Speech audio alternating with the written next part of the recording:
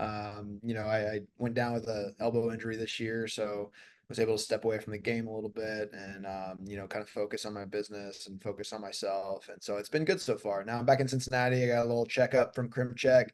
Everything's going really well. He likes how it's progressing. It feels really good. So, keep getting those check marks, keep moving forward and keep progressing. And, hopefully next year I'll be, back playing and get an opportunity in the big leagues again. That's where I wanted to start. It's just like where you were at in your rehab process. So when did you have the third surgery and where are you at kind of timeline wise? Yeah, so went to kind of march into like where I was going into spring training. So at the end of last year, I made it back for my second Tommy John surgery.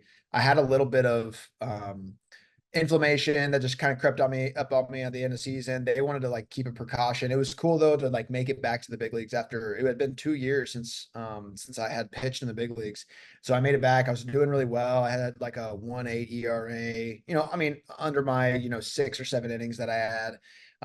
But I was doing well and some inflammation crept up. They ended up shutting me down and I got an injection and went to the off season. And I was just like, okay, um, you know, my biggest focus going into this offseason is just like get healthy, right? Like I want to do a full season. And so I went, I marched away at with a plan and then followed the plan all off season. I felt good and I have good days and bad days. You have two surgeries and it's gonna happen sometimes you have a bad day. So but went into spring training like feeling pretty good. I was low 90s with the understanding of, I at that point I was under the impression that I was automatically on the team. Like didn't really have to like earn my position in spring training.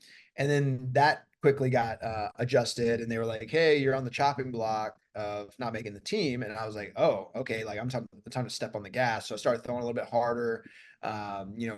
Made the team out of camp, which was a huge success, especially after two surgeries. And then I went into season and it was like early April. My first outing, I didn't do that great. Second outing, I faced the Phillies and faced Bryce Harper in the 10th inning, punched him out to win the game. So like I had some good success there. Like right at the end, I had another inning. I think it was against the Mets.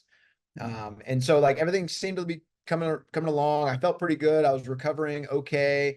Knew it was like early in the season, but like wasn't super concerned about like, hurting or anything like that. It was just like, oh, it's early in the season. I'm like kind of getting back in the swing of things. Like I'm gonna have some soreness here and there. And went out for a game. I felt really good in the bullpen. I felt really good on the game mound. And then the very first pitch I threw on the game mound, my elbow popped and I had a full flexor tear. It was like April 7th, I believe. Really early in the season, I felt really good. And then but it was the very first pitch I threw. I threw a sinker inside and elbow pop, full flexor tear, tore off the UCL, off the bone.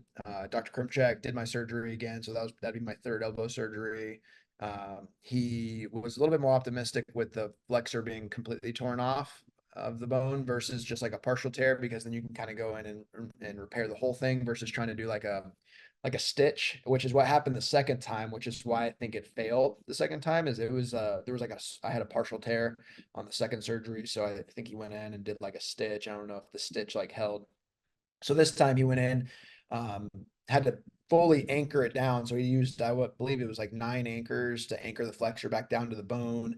He put the UCL back down on the bone and then also added an internal brace to that. So at this point, my elbow is pretty much like a cyborg. I got like a robotic elbow.